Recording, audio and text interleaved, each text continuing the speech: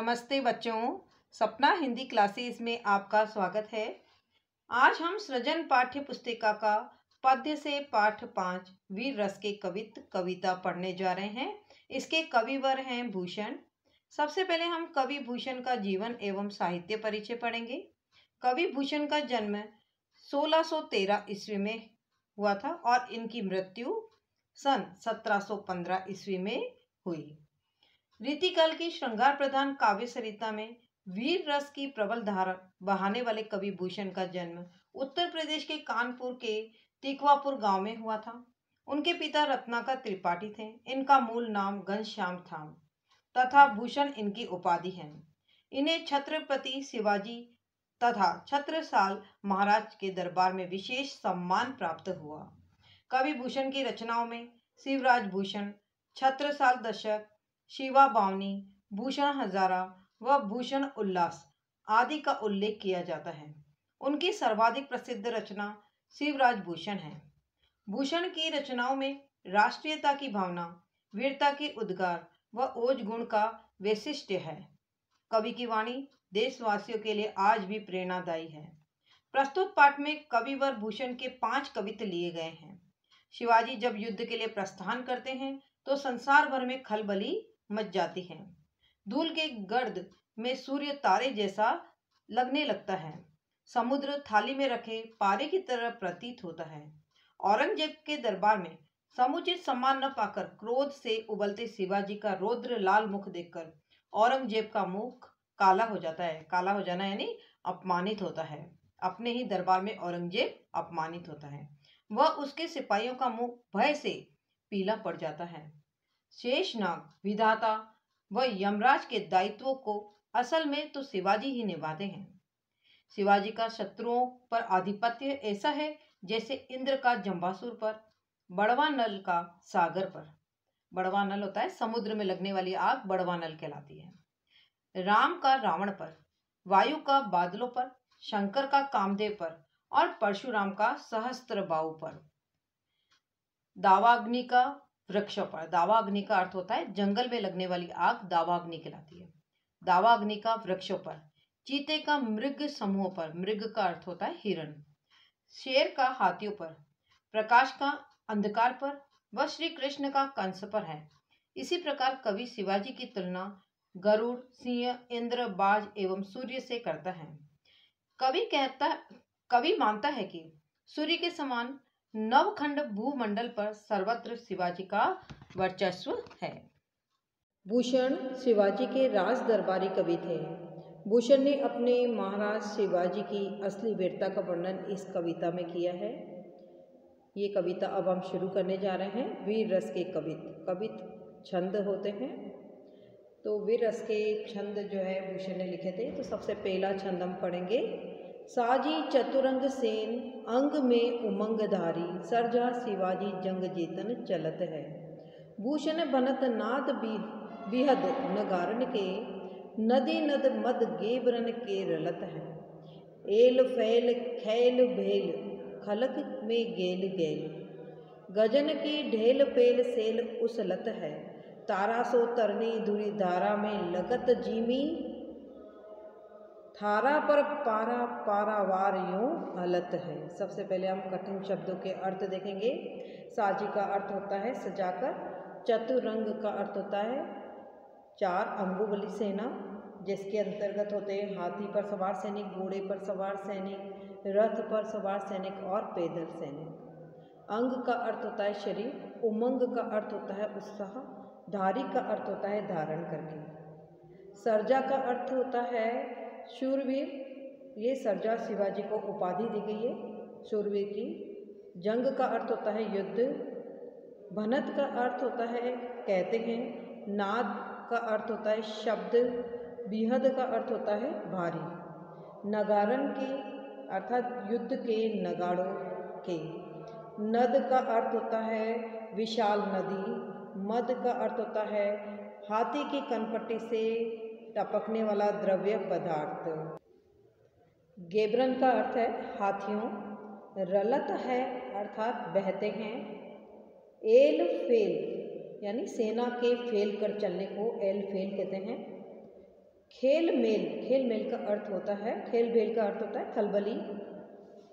खलक का अर्थ होता है संसार, या फिर अपन कह सकते हैं हर तरफ। गेल का अर्थ होता है गली गली में। गजन की का अर्थ होता है हाथियों की। ढेल पेल का अर्थ होता है धक्का मुक्की से। सेल का अर्थ होता है पर्वत। उसलत का अर्थ होता है उखड़ते हैं। तारा सो अर्थात तारे के समान। तरनी का अर्थ होता है सूर्य। दूरी धारा का अर्थ होता है उड़ती हुई धूल। जिमी का अर्थ होता है जैसे। थारा का अर्थ होता है थाल। पारा एक द्रव्य अवस्था में रहने वाली एक धातु होती है पारा। पारावार का अर्थ होता है समुद्र। यूं हलत है, इस प्रकार हिलता है। अब हम इस पद का या इस छंद का भावार्थ करेंगे। देखिए, इस छंद में शिवाजी जब विशाल सेना लेकर युद्ध के लिए प्रस्थान करते हैं, उस समय का कवि ने अतिशयोक्तिपूर्ण वर्णन किया है। साजी चतुरंग सेन अंग में उमंग धारी, सरजा शिवाजी जंग जीतन चलत है।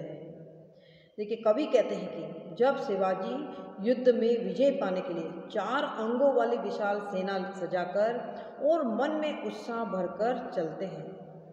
भूषण भनत नाद बिहद नगारन के, नदी नद मद गेबरन के रलत है। तब भूषण कवि कहते हैं कि जब सेना के नगाड़ों से सब और भारी स्वर गूंजने लगता है, जिससे सभी में उत्साह और अधिक बढ़ जाता है, और सेना में जो हाथी हैं, असंख्य हाथी हैं, उन हाथियों में भी इतना उत्साह बढ़ जाता है कि उनके कनपट्टियों से एक तरल पदार्थ जो है वह टपकने लगता है, जिसे मद कहते हैं, जिससे नदी नाले बहने लगते हैं। देखिए, यहाँ पर अतिशयोक्तिपूर्ण वर्णन किया जा रहा है। एल फेल खेल भेल, खलक में गेल गेल, गजन की ढेल पेल सेल उसलत है। देखिए, जब शिवाजी की सेना जो है वह फेल कर जब चलती है उत्साह के साथ, तो जहाँ जहाँ से वो गुजरती है वहाँ हर तरफ गली गली में खलबली मच जाती है। गजन की ठेल पेल सेल उसलत है, और सेना में असंख्य हाथी उत्साह से भरे एक दूसरे को ढेलते हुए यानी धक्का मारते हुए चल रहे हैं। तब रास्ते में आने वाले पहाड़ तक उखड़ते जाते हैं, अर्थात पहाड़ों को तक हटाते जाते हैं। तारा सो तरनी दुरी धारा में लगत जीवी। अब यहाँ पर कहा है कि जब विशाल सेना चलती है तब सब और धूल उड़ने लगती है उनके चलने से, और उस धूल में तरनी का अर्थ होता है सूर्य। सूर्य भी तारे जैसा दिखाई दे रहा है। थारा पर पारा पारावार यूं हलत है, और सेना जिस गति से आगे बढ़ रही है तो धरती कांपने लगती है, हिलने लगती है। उस समय समुद्र का पानी भी इस प्रकार हिलता हुआ प्रतीत होता है जैसे थाल में रखा पारा हिल रहा हो। अर्थात विशाल सेना के तेज गति से चलने के कारण धरती में कंपन होने लगता है और समुद्र में ऊंची ऊंची लहरें उठने लगती है। अब इस छंद में हम अलंकार देखेंगे। सरजा शिवाजी स वर्ण की आवृत्ति है। भूषण भनत भ वर्ण की आवृत्ति है, तो अनुप्रास अलंकार है। फिर आगे हम देखेंगे गेल गेल शब्द 2 बार आ रहा है, पुनरुक्ति प्रकाश अलंकार है। तारा सो तरनी दूरी धार में लगत जीमी, यहाँ पर सूरज को तारे के समान बताया है, तो यहाँ पर उपमा अलंकार है। फिर जब युद्ध क्षेत्र में शिवाजी जिस उत्साह के साथ सेना के साथ जा रहे हैं, तो जगह जगह पर यहाँ पर अत्यधिक बढ़ा चढ़ाकर वर्णन किया है, जैसे नदी नद मद गेबरन के रलत है, गजन की ढेल पेल सेल उसलत है, तो अत्यधिक बढ़ा चढ़ाकर वर्णन किया है, तो अतिशयोक्ति अलंकार भी है यहाँ पे। दूसरा छंद हम शुरू करेंगे अब। सबन के ऊपर ही ठाडो रहीबे के जो, ताही खरो कियो 6000 के निहरे, जानी गेर मिसिल गुसीले गुसा धारी मन, किन्हो ना सलाम न वचन बोले सिहरे, भूषण बनत महावीर बलकर लाग्यो, सारी पातशाही के उड़ाए गए जियरे। तमकते लाल मुख सिवा को निरखी भय, स्याह मुख नौ रंग सिपाह मुख पियरे। सबसे पहले हम कठिन शब्दों के अर्थ देखेंगे। सबन का अर्थ होता है सभी, ठाडो का अर्थ होता है खड़ा, जोग का अर्थ होता है योग्य, खरो का अर्थ होता है खड़ा। 6,000 से 6,000 का अर्थ होता है बादशाह द्वारा दिए जाने वाला सबसे छोटा पद होता है, जिसे मनसबदार का पद भी कहते हैं। नियरे का मतलब होता है पास। गैर मिसिल का अर्थ होता है अपमानजनक। गुसीले का अर्थ होता है क्रोधी। गुस्सा का अर्थ होता है गुस्सा या क्रोध। फिर देखिए सियरे, सियरे का अर्थ होता है नम्र। भनत का अर्थ होता है कहना। बलकन लाग्यो का अर्थ होता है उत्तेजित होने लगा। पातशाही का अर्थ होता है दरबारी लोग। उड़ाए गए का अर्थ होता है उड़ गए। जियरे का अर्थ होता है प्राण। तमक का अर्थ होता है आक्रोश। शिवा का अर्थ शिवाजी से है। और निरखी का अर्थ होता है देखकर। स्याह मुख का अर्थ होता है काला मुख। नौ रंग यहाँ पर औरंगजेब के लिए आया है। और सिपाह का अर्थ तो सिपाही होता है। पियरे का अर्थ होता है पीले। देखिए, इस छंद को शुरू करने से पहले मैं बताना चाहती हूँ कि इसके अंतर्गत एक कथा का कुछ अंश आता है, जिसमें शिवाजी को लाने के लिए जयपुर के राजा जयसिंह गए थे। उन्होंने पुरंदर की संधि कर शिवाजी को औरंगजेब के दरबार में ले गए, किंतु औरंगजेब ने अपने दरबार में उनका सम्मान न कर शिवाजी को 6,000 के बीच में खड़ा कर दिया। तो छत्रपाल शिवाजी को इसमें अपना बहुत अपमान लगा। इसी का वर्णन करते हुए कवि कहते हैं, सबन के ऊपर ही ठाडो रहीबे के जो, ताई खरो कियो 6,000 के नियरे। यानी कि जो सभी राजाओं में सबसे ज्यादा शक्तिशाली है ना, वीर प्रतापी है, तो उस राजा को तो सब राजाओं से श्रेष्ठ समझना चाहिए और श्रेष्ठ स्थान मिलना चाहिए। तो उसे राजाओं के बीच में तो नहीं बैठाया, बल्कि क्या किया, ताई खरो कियो 6,000 के नियरे। तो उसे औरंगजेब ने उस वीर प्रतापी शिवाजी को 6,000 के बीच में खड़ा कर दिया। 6,000 लोग कौन होते हैं? जो बादशाह द्वारा दिए जाने वाला सबसे छोटा पद होता है 6,000 का होता है, जिन्हें मनसबदार भी कहते हैं। उनके बीच में उन्हें खड़ा कर दिया।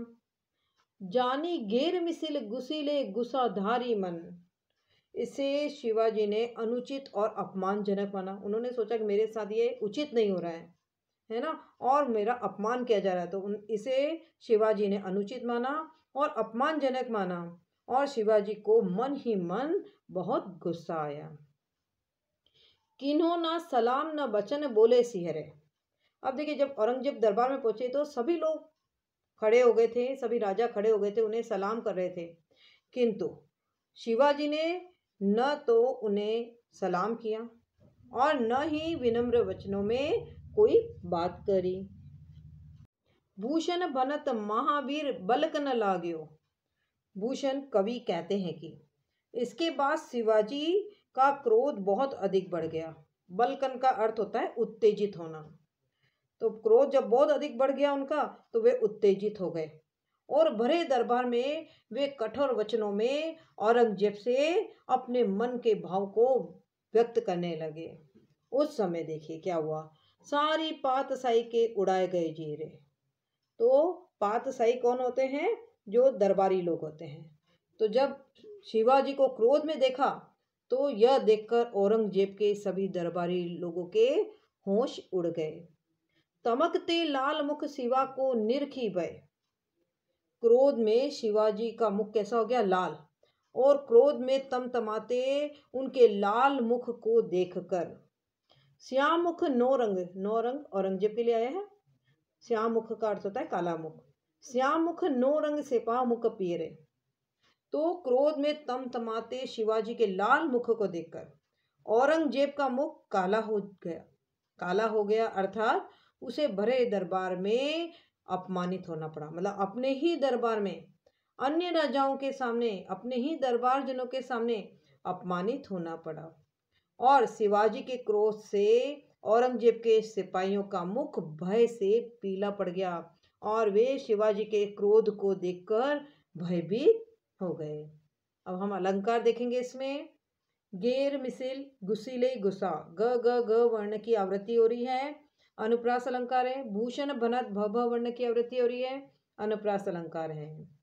फिर हम देखेंगे तमकते लाल मुख शिवा को निरखी भय, श्याम मुख नो रंग सिपा मुख पियरे। अब बहुत ज्यादा बढ़ा चढ़ाकर शिवाजी की प्रशंसा कर दी गई है, तो यहाँ अतिशयोक्ति अलंकार है। और इस पद में हम देखेंगे इस छंद में कि रौद्र रस है, क्योंकि शिवाजी का क्रोध दिखाया गया है, इसलिए रौद्र रस है।